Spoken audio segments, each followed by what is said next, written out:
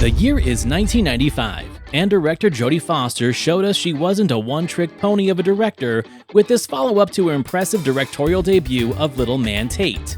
In this film, she introduces us to the Larson family, told through the eyes of daughter Claudia, a 30-something single mom who returns home for Thanksgiving after losing her job, her coat, and maybe her sanity. As we run the gauntlet of colorful yet familiar characters, we find ourselves participating in an honest and often crude reflection of the American Day of Thanks in this film, Home for the Holidays. Gene Siskel and Roger Ebert, two titans of cinematic review. Sometimes right, sometimes wrong, but always captivating. Your hosts Antonio of the Cult-Worthy Cinema Podcast and Justin Henson of the Movie Wire are here to take you back to the balcony.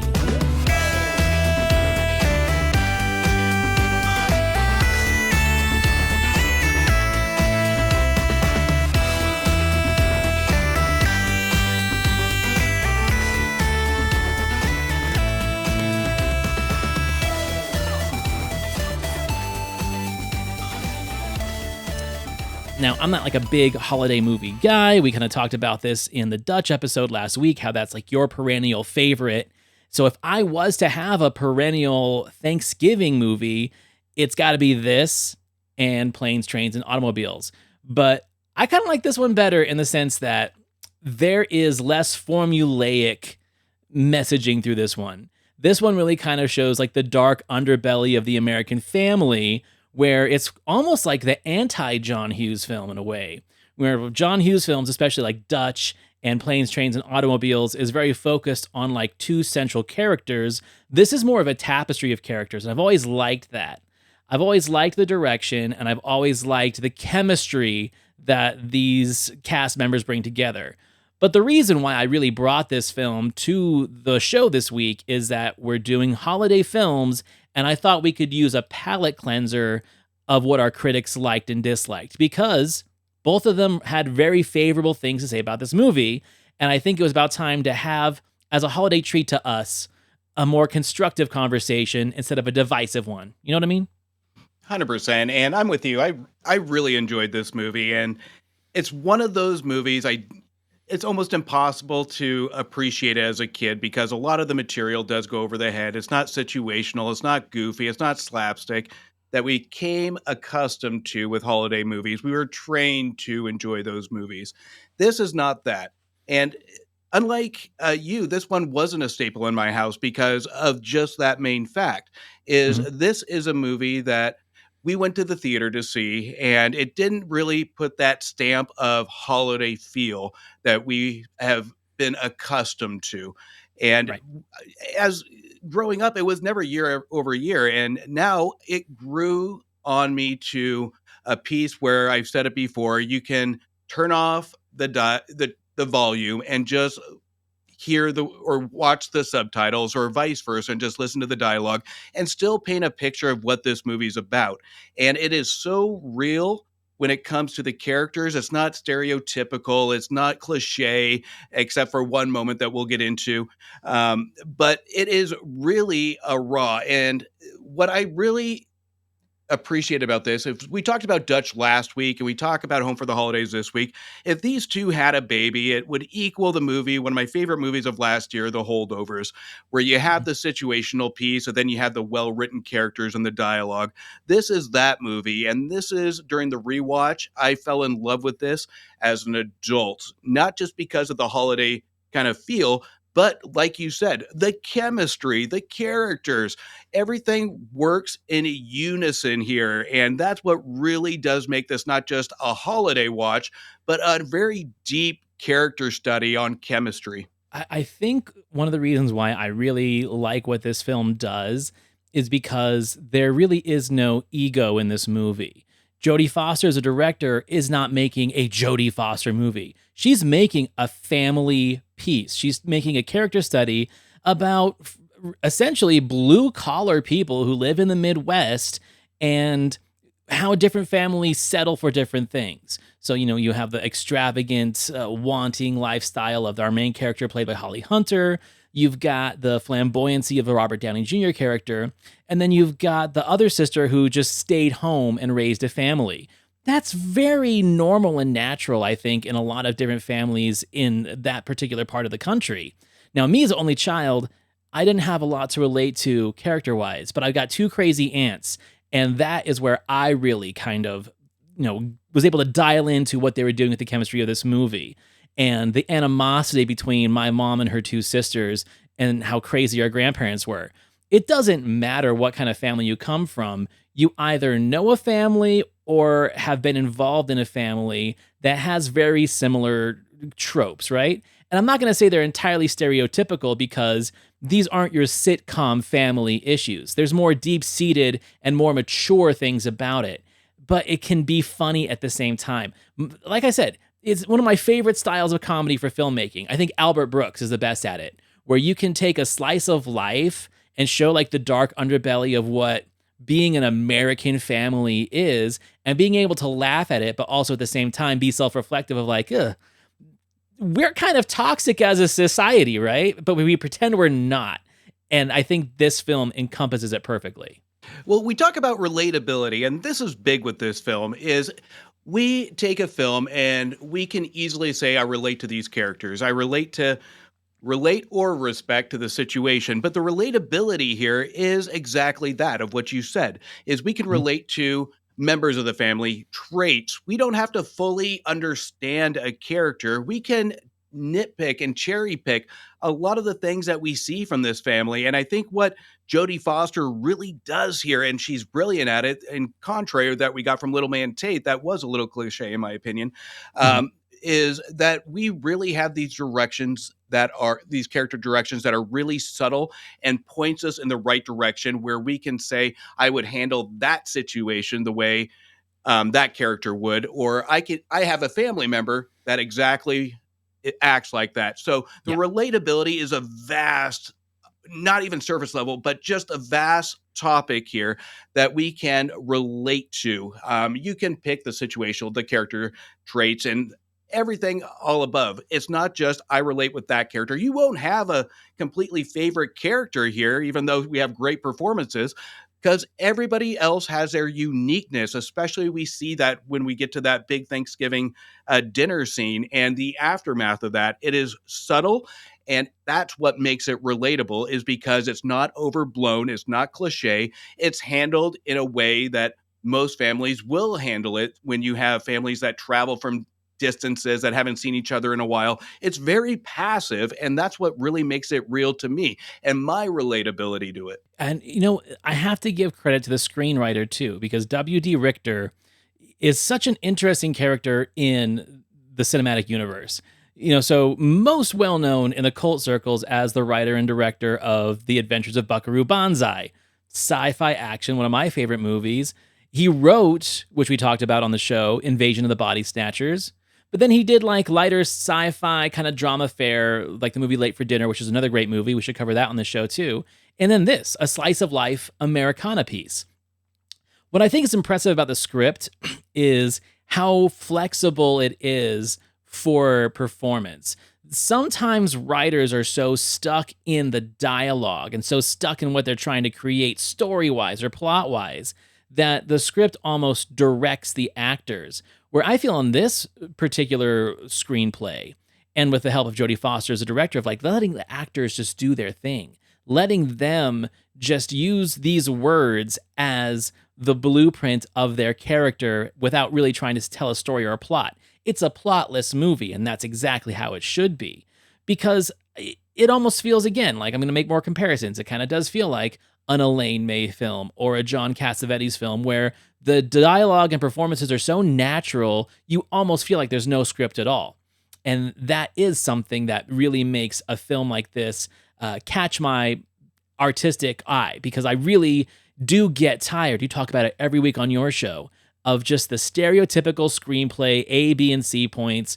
Where are we going to put the special effects? Where are we going to put the sex scene or the saw the person in half scene, right?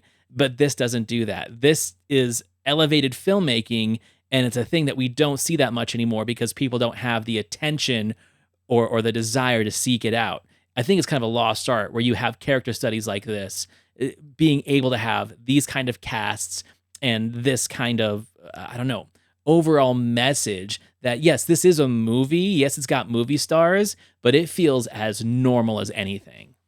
This is what's uncommon about movies like this is we don't know where this movie is going to go, and it's not for the intention of a twist. It's not for the intention of how a singular character is going to end up. It's we have scene over scene, and the Thanksgiving dinner scene isn't that long with a 2-hour movie, and we want to know what the interactions are going to be. Is it going to be overblown? Is it going to be eventful? Is it going to lead to something? It doesn't really matter. And that's what makes this very special because we follow these characters along, not knowing where it's going to go. And we don't really care because it is a very natural, progressing story of characters, not to necessarily have a point.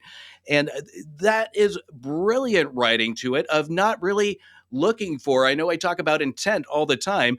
This is a different kind of intent where you really want to have that these characters really grow between each other. And that is the magic of this writing that we get from a very unique writer in his progression and one of his best written pieces, in my opinion, of just overall characters. And when it comes to the cliche, and I'll just get this out of the way, Yeah. it does go into a direction that I absolutely did hate. Is it does give hints of that cliche, put the cherry on top, rom-com ending. And when it comes to Dylan McDermott, I didn't really like his character. I didn't like the character design. I didn't like the point of why he was there. It was one of those where this is where the intent kind of threw off the pacing of the movie for me because Mhm. it almost felt like it was solely placed to get that last 5 minutes of the movie to kind of put the stamp that this is a holiday movie, and it wasn't necessary. The characters and the interactions are good enough. Yeah, I'll agree with you. It doesn't bother me as much as it does you. I think the best way to kind of look at his character, in my opinion, is we have to have an outsider to share that journey with us, right? Because we already know that this family is kind of bonkers on their own. And so by having him in there, it gives us like an anchor to kind of relate to of like, oh my God, the mom is crazy and the dad is sneaking pie in the middle of the night. The brother is absolutely insane, and the sister, Cynthia Stevenson and Steve Guttenberg as her husband, are just like that. That might be the most cliche part of it. Like those real kind of like ultra conservative, oh woe is to me, self-deprecating people, right? The people that I can't stand to be around, and they portray that kind of couple perfectly. I think McDermott's character is meant to help us anchor it in there, but I agree with you where the cherry on top does seem a little bit forced and heavy-handed. So let's talk about the cast then, because I think really that is what makes this movie what it is. I mean, the script is great. Jodie Foster, like I said, her non-egotistical sense of direction of just letting these actors work, and she's just there to kind of guide the film. I think that to me is a better quality in a director than when we see directors try to be flamboyant with their filmmaking and their camera moves and stuff like that. She really does know how to capture this kind of slice of life style without making it feel too cinematic. Holly Hunter and the rest of the cast, I'm not saying that they play against type, but they, in this particular era of the 90s, are not playing the kind of characters that we kind of know them for. You know, Holly Hunter from Coen Brothers movies. She had just done The Piano a couple years before, won an Oscar for it. She's not playing any of those kind of flamboyant characters. She's just playing a single 30-something mom who is just trying to grasp straws of life, and the last thing she needs is to go and deal with her crazy family. But she handles it well, and she handles it with an air of sarcasm and attitude because that's her coping mechanism, right? If she allows herself to crumble, then everything falls apart, especially for her daughter. So everything kind of has to be like a wisecrack, a joke. I'm like, oh my God, what is my life? It's a lot more relatable now, me being, like in my early 40s, like, okay, I get where she's coming from. Robert Downey Jr. playing, Natural Born Killers was like essentially the same year, like right before this, where he's just this crazy, outlandish Australian news reporter. And here, he does bring the flamboyancy, but it works with the character. And even though there is a lot of scenery chewing, I feel like he knows when to pull it back. Otherwise, it would be the Robert Downey Jr. show. And at this particular time, because he was high off his ass during the drug era of his life, he talks about it all the time. I think that's the most impressive part, is that he was able to maintain a sense of control during this movie, because he could have just tried to take it over if he wanted to. And then you have the old standbys, Anne Bancroft. What do you say? Like, she does exactly what you're supposed to do.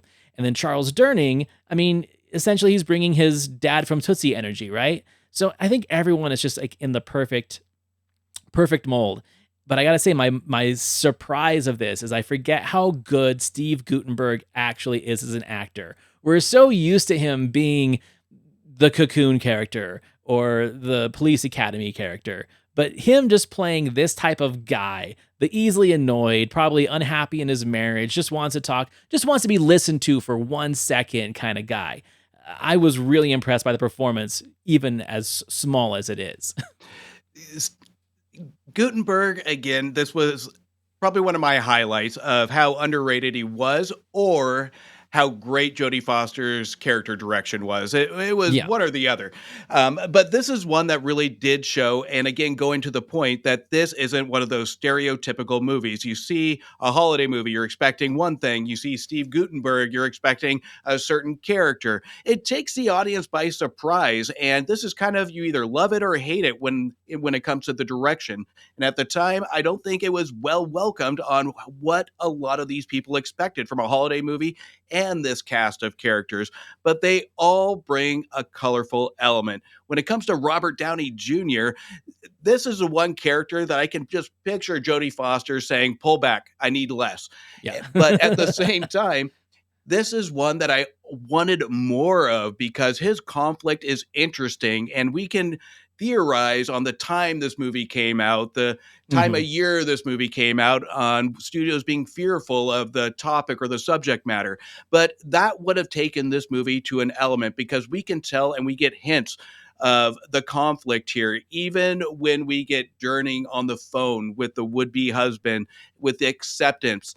That would have, to me, been the anchor of putting the cherry on top, is the whole acceptance, because that is a beautiful scene when it comes to that conversational piece. And we see Downey's character almost pull back a little bit at that point. It's a brilliant performance and transition from the Downey character of Tommy on where he goes after that. He almost just pulls himself back in relief, where it was an outburst in the first act of the movie where he just doesn't know how to interact with his family anymore. The second half, there's a sigh of relief, of acceptance. And to me, that, if the movie ended with that phone call, I would have been happy, because that is the true piece of how these characters should have ended, not with a cliche. No, I agree, because Tommy's journey is a lot more vital than Claudia's journey, and he's not the main character. And it's funny to think, because like in my mind, I guess it is the thing about getting older, is that this movie doesn't feel that old, but it's 30 years old. And I have to remind myself that 30 years ago, gay marriage was not legal in like many states, like only a handful. We live in a very different time now, where it's like we just think of it as just like an everyday common thing. But that was a hot button topic 30 years ago. So some of the family's response, it seems so like out of place now. But when you like put yourself back in that time machine, like, oh yeah, that was a big deal in 1995. So that's why movies are important. It lets us reflect on how things have changed in not a lot of time, if you think about it. So one of the things I do like about Downey's performance in this is that I think it does channel and bring a lot of Robin Williams energy, in the sense that there is a lot of improvisation, there is a lot of interjection, but it's very skillfully done, like we've already talked about. Just the way like Robin Williams was able to do that, how he was able to like bring that to his performances in Good Will Hunting or The Birdcage. You know, performances that on paper I don't think had that kind of style, but when you're good, you can bring it into a role and not take away from the rest of it. And I agree with you 100%. That's the other side characters too that they treat us to. So for example, Geraldine Chaplin as Aunt Gladdy. I mean, what a joy. I've always been a fan of her. I'm a huge fan of Alan Rudolph's Remember My Name. And then I've always liked her in the role of Robert Downey Jr.'s mom in Chaplin, right? And here she is as the just crazy eccentric, but also sympathetically lonely aunt, the spinster aunt that everyone makes fun of. But she gets her moment in the movie too to understand why she is the way she is. If there's one thing I can say about the family unit is we do get an understanding of why each of the characters are the way they are, except for Cynthia Stevenson's character. She just seems to be the one that wants to stay home and manage the parents and feels like she has the world on her shoulders, but we never get the reason why she is that way. She does get a really great moment when her and Holly Hunter are sharing a scene in the basement and she's working out. She's like, this is the only thing that I do that I like. So we do get how empty her life is. But I wish I would have seen a little bit more of why and how she is the way she is, because we do get a lot of explanation for the other ones. Other people that show up, David Strathairn in like a 2-minute performance, but it's perfect. He doesn't outweigh his welcome, and it's great to see him. And then lastly, since I was a huge fan of the Mel Brooks movies, Dracula Dead and Loving It, and Robin Hood Men in Tights, Amy Yazbek shows up in a cameo for like 5 seconds as an old classmate of Claudia's with a fur coat, and that's a funny moment as well. So yeah, there's just a lot of treats in this movie, and they're almost all performance-based and all actor-based, and I just can't honestly think of a better cast for a film like this. It just really gels so well. It really does. It's a perfect mix of characters and performances. And when it comes to Cynthia Stevenson, I'm going to go with her character, that this is where it really does demonstrate a deeper level of this character, because I grasped the moment when Holly Hunter is having that conversation on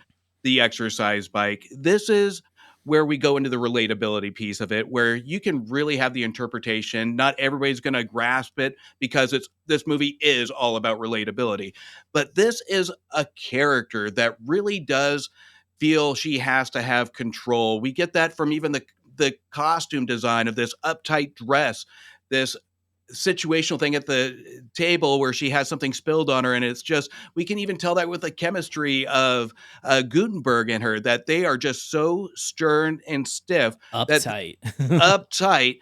And we get a singular shot of, after Holly Hunter leaves, of just an up close where she is just on that breaking point of tears, but Foster pulls away on this shot to just give us a taste of the emotional impact. She feels she needs to control this situation because she's the local. She's the one next to kind of the parents taking care of it. She feels the need to, even though we get that scene with the mom saying she drives her nuts. So there's no communication with this family. And that becomes very clear with the marriage. It's a prime example of holidays of holding in who we really are to satisfy.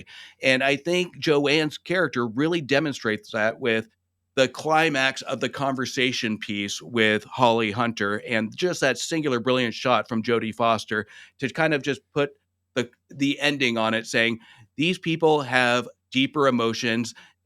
We thought it was funny in the beginning and everybody else thought it was funny, and they brought the audience in to say there's a lot of emotion to this comedy. It's a funny situation. It's relatable. But at the same time, there's a deeper level of emotion to these characters. And that's what really pushes this to the holiday level of understanding. And it makes me wonder, I'm not sure if it's intentional or not, but I can see already like my future with this movie is, 30 years ago in 1995, seeing this in the theater, let's say I'm just like a complete outsider to what this unit is, and I'm observing it as just an audience member. And then as I get older, I start relating more to the Holly Hunter character. But then there's also been times where I've kind of been like the Tommy too, because I live in a very conservative state. I've shown up at people's houses for Thanksgiving, and I'm like the one with, not the traditional haircut, wearing weird clothes, talking about movies, getting all excited about stuff. Maybe I brought a bottle of wine and they don't drink. Like, I felt that way too. But I tell you, man, now, like, I've got kids. I'm nowhere near close to being a grandfather, but there is something very endearing about Charles Durning's monologue at the end, where he's talking about just how fast it goes. And, hey, I see a picture of me on the wall. And I'm like, that's not me. That's another guy with like a slimmer waistline and more hair. And it's weird that like now I'm getting to that point where maybe I start feeling more like that character, where it's like we've already said it. This movie was 30 years ago. How did that happen? It just feels like a few years ago, but it's not. So I can easily see this movie being like something I'm going to grow old with, because over time you can relate to many different characters in this movie. Just the same way that I'm sure that, my mom was Holly Hunter's age when it came out, and now she's Anne Bancroft's age, and she probably relates more to that character. It's a really magical thing, especially with movies that can be perennial, when you can have a journey like that and then go through the different characters during your life cycle too. Not a lot of movies can do that, in my opinion. Not at all. And I kind of touched on in my last episode, We Live in Time, where we have these time jumps and stuff like that. But this is a movie that takes characters and gets rid of the time jumps and has generations and does Yep. it well of relatability. And you said it perfectly, is as a kid, like I said earlier in the show, is I didn't relate to this movie. But as a teenager getting into it, I can understand a little bit more. And as a parent, like you said, I can understand a little bit more. And Mhm. I think on where we are in our life right now, we have those singular moments where we reminisce on pictures and say, I can't believe it's been that long. Again, this movie is 30 years old, like you said. And where has the time gone? And when a movie, any piece of art that can make you reflect on how long time has gone and how it relates to you now is a brilliant piece of cinema. And that is one that, whether Jodie Foster or our writer intended that, it doesn't matter. It's the fact that it came from the soul, it came from the heart, and it came with instinct to have these characters relate to a vast audience at the time, even though I think it was a little bit reserved at the time that it shouldn't have been. But at the same time, the characters do act as if they're timeless. One of the things that makes me sad about this movie is that I feel I don't see it spoken enough about in recent years. And I feel like it should be in people's perennial favorites. So maybe this episode will help. I'll spread it on social media, but yeah, like you don't see it in people's holiday lists. And I feel that this is such a great film, especially for families to kind of like relate to and reflect on, maybe be like a cautionary tale, like how we treat each other in our families, because eventually we might rely on each other more, but we don't think about it that way right now. So if I had one goal for this particular film, it's to get it out there into the pantheon of holiday movies, because we always see the same ones. And we're going to be talking about them soon. Scrooge, National Lampoon's Vacation, Christmas Vacation, things like that. I feel this is a missed opportunity of being a perennial classic. 100%. And when it comes to holiday movies, this is where I think we start to crescendo into something that they're not. Again, we talked about training on the stereotypical holiday movie where they focus a lot on the jolly, but instead we should be focusing on the reflection and the love with some comedy on the side as a support. This is one of those movies that focuses on the reflection and the love piece of it and the family piece of it. And it does put a little subtext of jolly in it. But holiday movies has gone to the generic piece of it where they just go for the fun factor with no substance and forget what makes us feel good in a lifetime and not just good in the moment during the month of November and December. And I think that's where we're getting it wrong on all these holiday movies that come after. I mean, honestly, dude, I cannot think of a single Thanksgiving or Christmas movie that's come out in the last 20 years that I even watch. I want to say Elf might be the last one. And that was like, what, 2003, 2004? And again, not my favorite, but it's out there. I feel like they've become so generic and just glossed over. It's like, okay, we need a Santa Claus movie. We need a Easter Bunny movie, and that's what we get thrown at us, but they're not very good. They're not very memorable. That's why you see them on the thrift store shelves, because people bought them when they came out and they don't give a shit anymore. So yeah, we need someone to come back and make more films like this. So kind of a Thanksgiving treat for us. Our critics were very favorable of this film, and it didn't do great at the box office, and it didn't really have a huge cult following. So I'm really happy to see that they did not have their usual complaints and, I don't know, malicious intents towards films that we've been seeing in our last few episodes.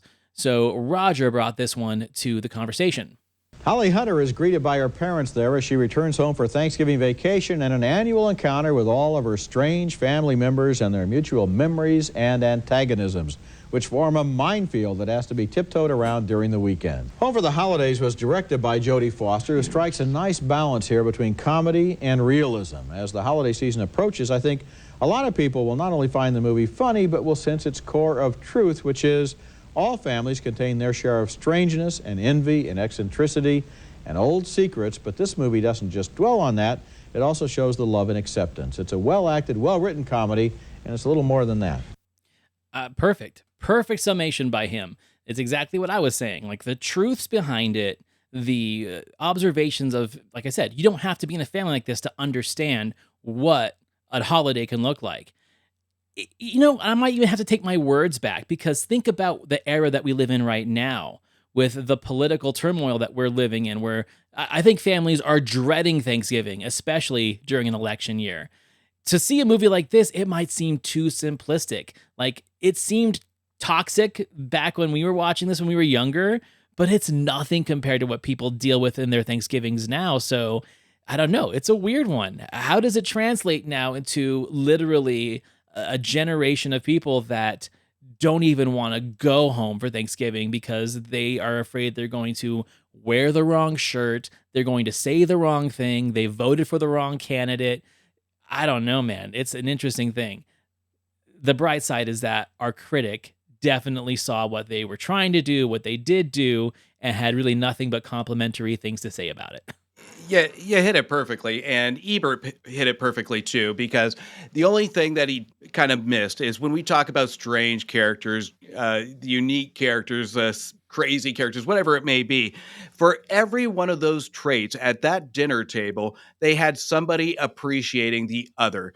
You had Yep. Gladdy uh, the dad appreciating Aunt Gladdy for the sexual and compliment. You had Tommy appreciating his sister. So for every conflict, there's a positive. And will that be the case in today's holiday dinner? Not always, because the temperature is turned up so high when it comes down to it that we forget about just the relatable topics that make us unique as a family. And just by Ebert's comments alone of the adjectives of description of these characters really shows that this is where the bare bones basics should lay. We should just understand the craziness, the uniqueness, and guess what? Be a family and be okay with it.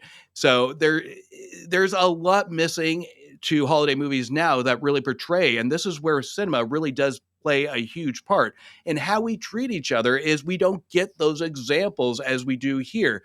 It's under the radar, it's subtle unless you're looking for it, but it's present and it's there. And if you're willing to listen to these characters speak and appreciate Jodie Foster's direction on the facial expressions as she goes around the table during each character's interaction, you might take something subconsciously away from how this family treats each other. And it's a beautiful thing to watch. We're getting a lot of ensemble pieces with mostly a lot of women's confessional stories. Here are a whole bunch of characters. This one works. It works better than those other films.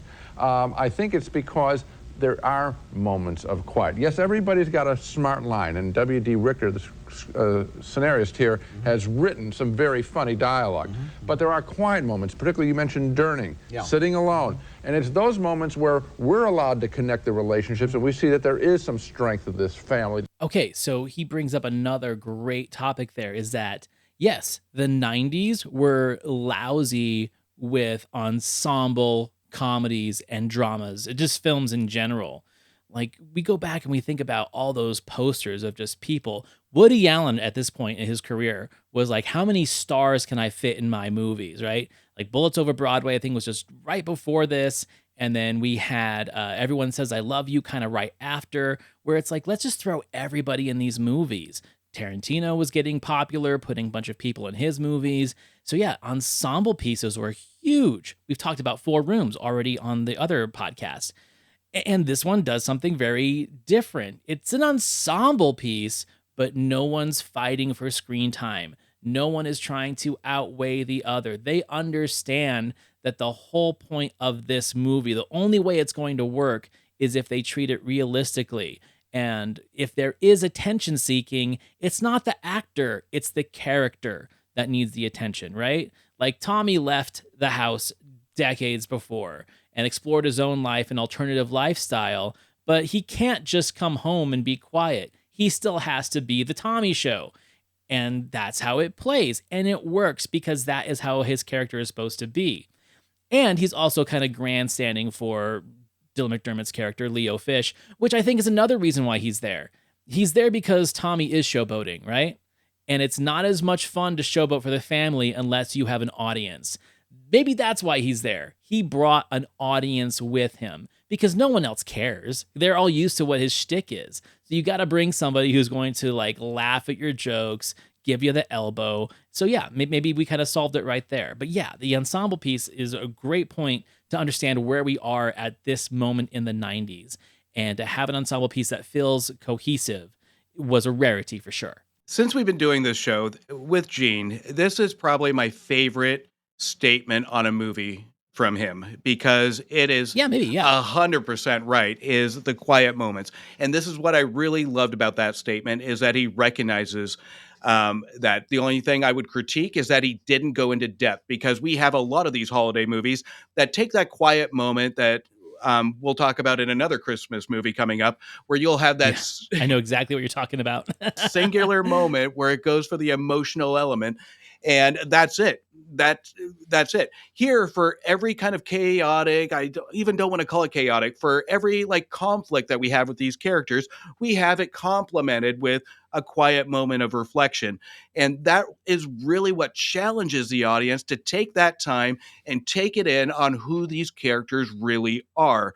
And that's where we get an emotional element, if you're willing to challenge yourself and look at these characters for what Jodie Foster and our writer is presenting on screen, because this does take it to a new level of depth. I have to say that Durning's performance is my absolute favorite in the movie. And it's for the reasons that he said and you just said as well, because the first introduction of him, and like I'd say the first half of the movie that he's in, he is kind of like a comedy side piece. He is the joke, right? He is the punchline. He's got a lot of the best jokes too, and a lot of the best little one-liners. But then that second half of the movie, where now he has to see that he is no longer in control of this family that he's raised up. The kids are controlling themselves. They're trying to control them and the others. And you can see that he is letting go that paternal side of, I need to keep you guys aligned. You guys just do your own Thanksgiving. You guys do your own holidays. And it's, again, the thing that I think people that were fortunate enough to grow up with a father that was like that, I definitely did, where I don't have any advice for you. You need some money? Like anything I can do to help. And that is where he is in the last half of the movie. And it's such a genuine and sincere performance that I almost feel like he really was the dad of these people in real life. It's so honest and sincere. And that's why it is my favorite performance and character of the film. I will give you this on the first half, up until we get that piano scene with Aunt Gladys, that the performance and the character is good, but it's an unbalanced character in my opinion, where I wouldn't say obsesses, but goes to that direction of, we know what the outcome's going to be, and we need to get this character there. When he is subtle and at his best in observing this family, I think that is where this character really does shine. But when we have to reach that outcome, that's where this character, I don't think, had enough in between the second act to really take him there. Well, but also I think it is about how Claudia and he are the most alike, right? Because he's nothing like Cynthia Stevenson's character of Joanne. He's absolutely nothing like Tommy, but he does tell the story of how when they were at the airport and the big jumbo jet flew over and she was just there with him and everyone else was scared. So it does kind of close that circle of, well, who am I in this life in her eyes, and what is she doing? And she realizes that she is very much like her dad, and it is going to be okay, because at the end of the day, she is going to make it work. I liked that. And the cliche moment at the end with the romance part, I don't hate it as much as you, because it is just for that flight. Like, they're probably never going to see each other again. She even says, like, we live 2,000 miles away. And he's like, well, let's just have this moment. Yeah, it's cliche, But also the tragedy of it is that, okay, well, this is now just like a stepping stone for her to move on with her life. It's not that she's going to move across the country to where this dude is. It's just a way to get her out of her funk. So I kind of give that a pass. It, there are so many arcs these characters could have gone versus that, but I know. that's the one they chose. That's my nitpick of this movie, and it's a real small nitpick in my opinion. What I really liked about it, and I touched on it earlier, Anne Bancroft and Charles Durning are the parents. Yeah. They are the center of the family. They have a sweet relationship of their own, and I thought they were both very good, and it was their anchoring that made all of the others flying around the dinner table make sense. It's a good picture. And he just essentially punctuated what you and I have been saying. Durning for sure, and then Anne Bancroft. I feel like she needs to anchor the first half of the movie, right? Because what we see in her is what Claudia fears what she sees in herself, especially in the scene where Bancroft is like removing her dress and quoting a Dear Abby passage. And Claudia is kind of just staring there confused and terrified at the same time. But the terror isn't like, oh, my mom's getting undressed. The terror is, am I going to be this person who has kind of just like given up on everything and now just reads Dear Abby at the end of the day, and that's her life? I get it. I get the idea of like, we're so afraid of being our parents or our grandparents. And like I said before, the movie plays differently as you age, because that part made no sense to me when I was younger. And now I'm like, oh, dude, I totally get it. Like, what am I going to be older, and what are my kids going to think of me? Am I going to be the embarrassing mom? Am I going to be the embarrassing dad? Like, whew.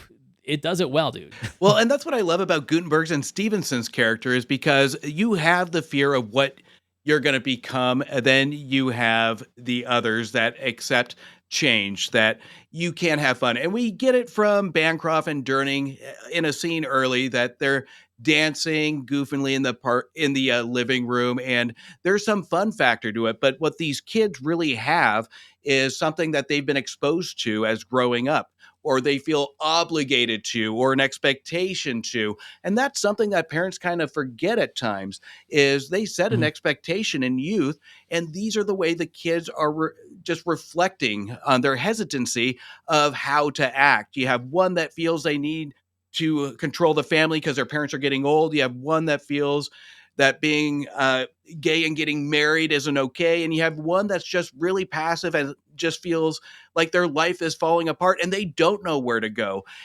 But at the end of the day, this couple is reflecting on their own life, and they are having fun, and they are happy with who they are as a couple.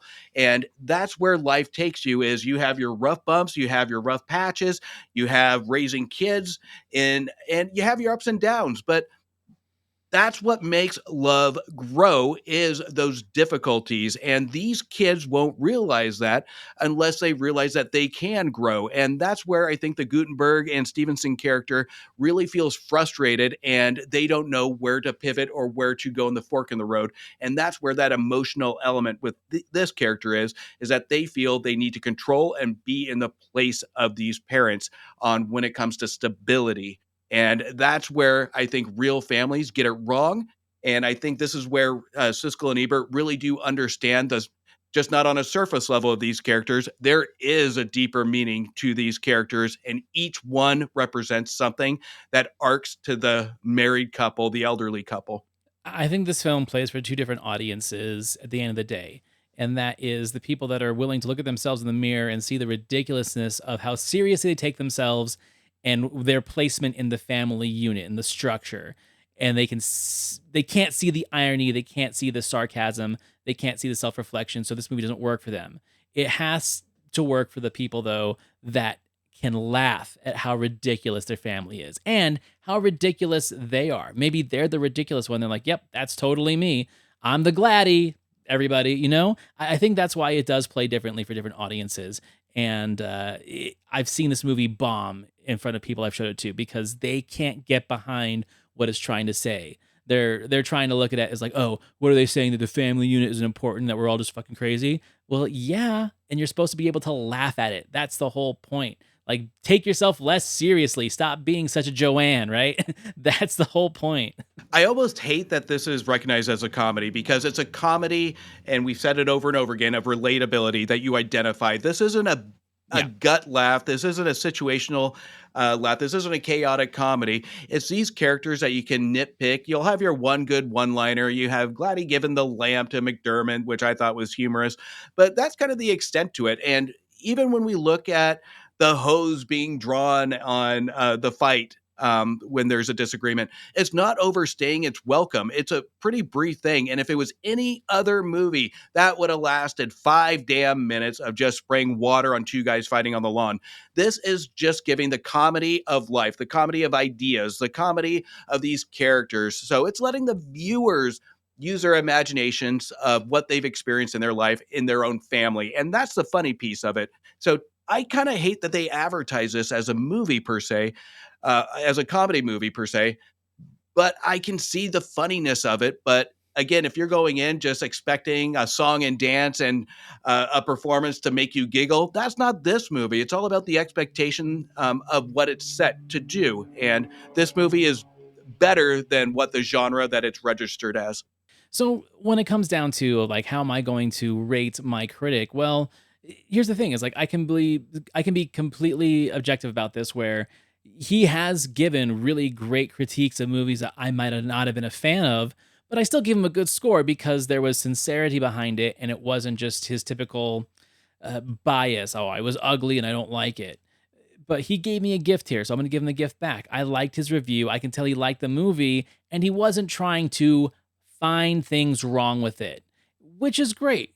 If you thought it was good and you liked it, then why poke holes in something you enjoy? So just because of that, I'm going to give him an A minus. Completely fair. And honestly, I enjoyed Gene's review a little bit more than Roger, not because it was bad, but Yeah. because it was on point of exactly tying your emotions into it. Roger, it's kind of hard because he didn't have a ton to say on this movie. He nailed all the points, but kind of what I said in the sound clip is it didn't go deep enough. And I know that's hard to do in a TV review for 2-3 minutes, but even going into his written review, he gave it 3.5 stars, rightfully so. And I think he doesn't go far enough in his review on it when it comes to the why. So to me, it's a good review. But it's not a perfect review. But I'm going to go on along with your lines and give him still about a 3.5 rating on it because he does nail a 2-3 minute snippet of why you should see this movie. So it's appropriately done. So I think it was decent. It was a good review. Yeah, I think so too. And in his defense, I think he did, and I respect it, trying his best to explain right in the beginning synopsis that this isn't just a comedy and it's not just a drama. He really had to kind of like take it apart and piece it back together for the audience to make you understand what kind of movie this is, because that's a challenge. You could give it to us someone as a comedy, they might not laugh. Give it to someone as a drama, and they might think it's too funny. It does walk a very fine line, and I think that he was doing his best to try and connect those pieces for the viewers to understand that we're talking about a movie that kind of walks between two lines here. And being able to do that as well as be complimentary, I think was really impressive. I still think it's a 3.5. I agree with you, but I think he had a bigger challenge to explain the movie as opposed just to opinionate on it like Gene did. This is a movie that's hard to review in a limited time. It's a tough nut to crack. Really is. So, I mean, and that's the basis of giving the star review is because he really does try to sum it up. I mean, we spent almost an hour trying to summarize this movie, and they had to do it in 2-3 minutes beyond the trailer. So there is a lot of respect to both of the reviews on this movie. Absolutely. So yes, everyone, find this movie. It's available on streaming. I have it on physical media, but it's just such a great holiday movie. And if you don't like it, you don't have to watch it again. But I think it should be worked into your holiday repertoire. Okay, so now that we are full-blown into holidays, we've done our 2 Thanksgiving films. Now we're jumping into Christmas. Justin is bringing an all-time 80s classic. He's bringing Scrooged, starring Bill Murray, directed by Richard Donner. So a lot of people love this movie. Some people don't. But what's most important, what do our critics think? So we're going to jump on that one next week. This one is going to be the ultimate Siskel and Ebert contradiction. I can already tell. I think we've addressed it a couple times in our conversation, so I can't wait for this conversation. Absolutely. And we're getting closer to the end of the year. Got a couple more Christmas episodes left, jump into our New Year's special, and then it's a whole new season, season 2. So we're ready for your suggestions. Send them to us. I've already gotten a few in the email. I'll release those once we get closer to January. But yeah, reach out to us on YouTube, on Instagram, on Twitter/X. You can reach me at thecultworthy.com. You can reach Justin at themoviewire.com. Like, review, 5 stars, send us your suggestions, all those good things. And have a great Thanksgiving, and we'll see you as we get into our Christmas episodes. I'll see you next week. See you next week.